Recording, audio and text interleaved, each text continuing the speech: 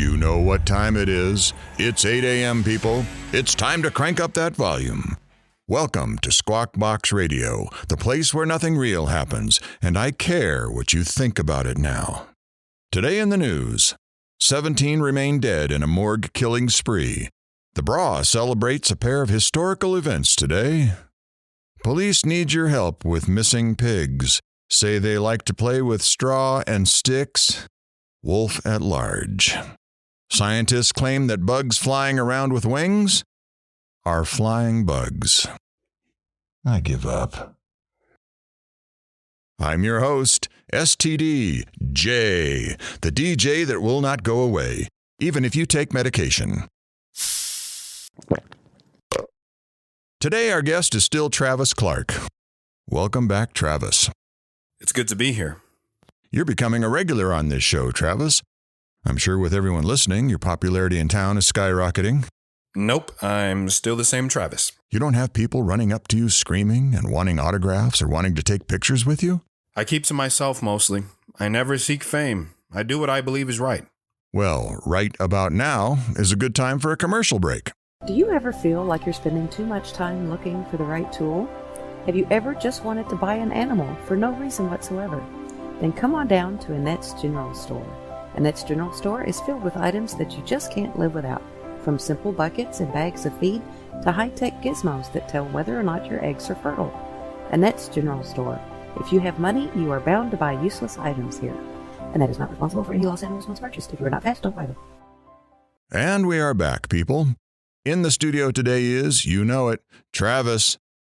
So, Travis, where we left off on Friday was that you and Becky just started to be a couple. And you were puked on, flashed Becky your butt, and Jackson was leaving for college. Did I leave anything out? No, I think you got the highlights. So let's continue the tale of Travis and Becky.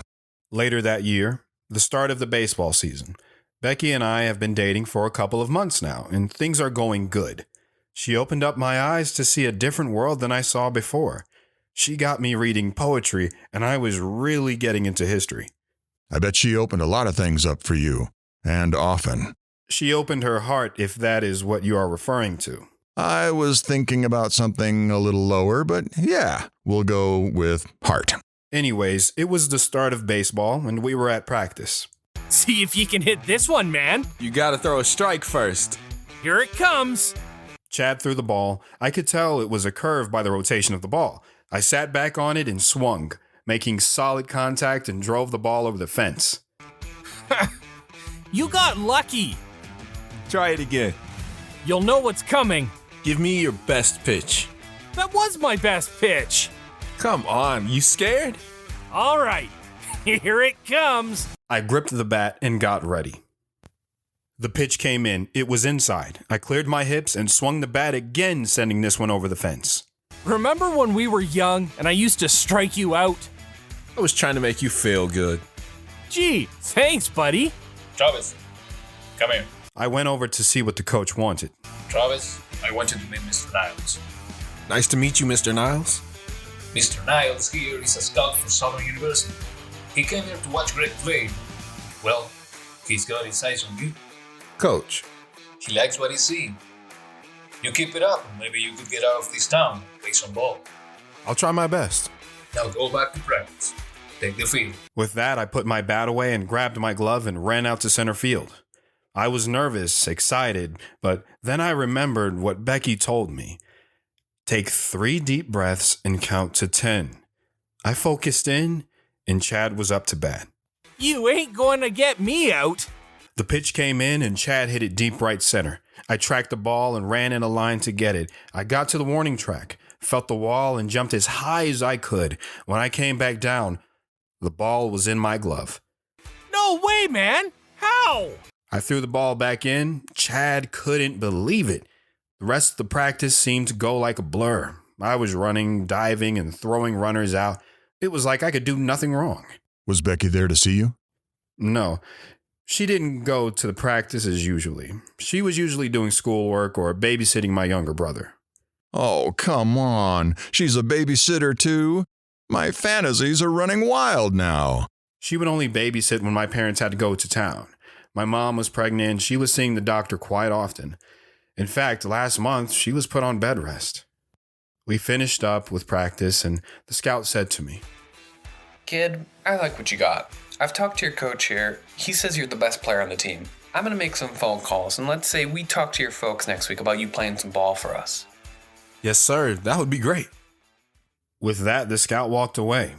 It was the last time I ever saw him or the baseball field again. Wait, what?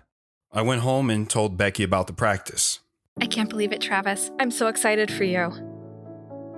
You're not going to leave me behind, are you? Becky, we have to graduate high school first. But no, I'm not leaving you. Maybe you can come with me. With that, the phone rang. Hello, Clark residence.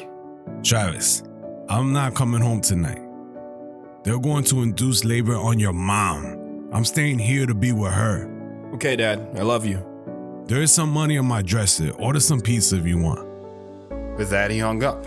I guess I'm going to be a brother again. Your family's getting big, Travis. One day I'd like a family of my own. One day. Well, you're getting practice babysitting my brothers. I'm sure that being a mother is different, though. I'm sure that you'll make a great mom one day. I kissed her and walked back to the phone and ordered a pizza. Becky stayed as long as she could. She played with Hunter, and once we put Hunter to bed, we curled up on the couch and watched TV. I don't remember what was on, but then the phone rang. Hello, Clark residence. Travis, your mom, she didn't make it. She's gone. She's dead. Hearing that, I fell to the floor, Travis, what's wrong? still holding the phone to my face. What about... He's fine. Healthy. Baby boy. His name is Earl. Becky had no idea what was going on. She sat down on the floor next to me and held me tight. She knew something was wrong, but didn't know what. What should I do? Take care of Hunter. I'll be home in the morning. With that, he hung up. I stayed there motionless, still holding the phone. Travis? It's my mom. She's dead. Oh, Travis. I'm so sorry. I'm here for you. With that, we both sat on the floor holding each other. Not a word was spoken. We didn't move. We sat there for hours. She never left my side until there was a knock on the door. I got up and answered the door. It was Mrs. Williams. Becky, you're late. Say farewell and let's go. Mom. Travis's mom just passed. Travis, are you okay? I'll be fine, Mrs. Williams. You can take Becky home. My dad will be back in the morning. Are you sure that you're okay? I'll be fine. Goodbye, Becky. I'll talk to you later. Travis, if you need anything, you make sure to call. Becky, I'll wait for you in the car. With that, Mrs. Williams walked out the door. I stood there with my head down. It'll be all right, Travis. With that, she gave me a hug and kiss on the cheek. She turned around and walked towards the door. When she opened the door, she turned and said, I'll come over tomorrow, okay? We don't have to talk about it if you don't want to. Thank you, Becky. I remember sitting down in a chair and then it was morning. I can't tell you if I slept or not. Later that morning, my dad arrived. Travis, how was everything? Fine, Dad. Did you check on the chickens or pigs yet? Not yet. There is more work to be done. No time to feel sorry. Has Hunter eaten yet? Yeah, I gave him a bowl of cereal. Good. Hey, Dad? Yeah. Never mind. I walked out the door, never telling him about baseball or what Mrs. Williams had said. I fed the chickens and collected the eggs, fed and watered the pigs. As I looked out past the pasture, I tried to remember. Look past the big thing and away, but I couldn't. All I saw was Mom. Travis, I'm touched. Your story is filled with so much emotion. Your day was filled with so much joy and then grief. What happened with baseball, though? I knew that Dad would need help, with Jackson off at college and now 2 little ones at home. I talked to the coach and told him to tell the scout I'm done. And just like that, I never played sports again. Did your dad ever find out about the scout? Never. Damn, Travis. You are some type of man. But my producer is telling me that it's time to wrap things up. Is there anything else that the people need to know? It will all be told. Just give it time. I trust you, Travis. Thank you. Well, folks, that's a wrap. Tune in next time for more of this story. And now on to a word from our sponsor, and then to... who cares? I'm out of here. Many people ask this age-old question. What happens to me when I die? Here at Shady Acres, we take care of your loved ones and your not-so-loved ones. We make sure that they are given the proper burial, and we have lots of burial options available. From fine oak coffins, metal, pine boxes, cardboard, and double-lined garbage bags. We can get whatever your loved ones desire. Located right off the freeway, next to the toxic dump site for easy, quick unloading of your loved ones. Come to Shady Acres for all your disposals or funeral needs. We are open 24 hours a day, 7 days a week.